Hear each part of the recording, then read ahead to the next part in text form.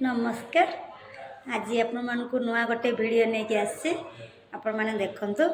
भल लगिले लाइक करिए शेयर करिए कमेंट रे जणाइबे। आम डॉक्टर मानस रंजन सर कहिसंदे कोन सुनतु आमे बहुत माने पानी पिउचे तो कौथरे प्लास्टिक बोतल बहुत जन आमे पानी पिउचे तो प्लास्टिक बोतल पानी पीले ठीक कि भूल आम देह पाई क्षतिकारक ना भल तो वीडियो पूरा लास्ट जाए देखंतु भल लगिले फॉलो करिए। भूल करदेली ए बॉटल रु पानी पीबार नथिला बॉटल टी 4 दिन हेलानी गाडी रे पड़िथिला सेटु कोन हला एटा होची सिंगल यूज प्लास्टिक बॉटल गाडी जदी खरारे रहे ताले खरारे जो हीट रे कोन होना 50 डिग्री ऊपर होई गेले प्लास्टिक रु केमिकल रिलीज हुए गोटे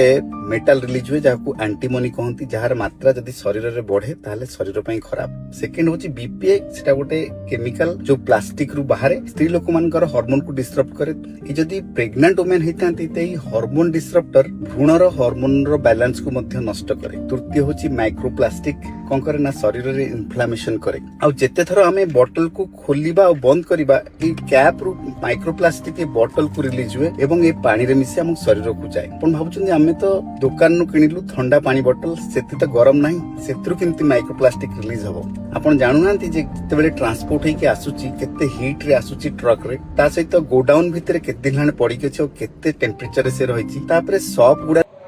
सार तो कहले आपण माने सुनिले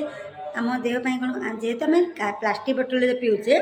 न पीकी आम स्टील बोतल पीवा काच बोतल पीले आम देह बहुत भल। एमती आपण मत भल पाइबा दे था मुझे न्यू न्यू वीडियो नहीं आसुथी रोची टाटा पुणी देखा नेक्स्ट वीडियो रे।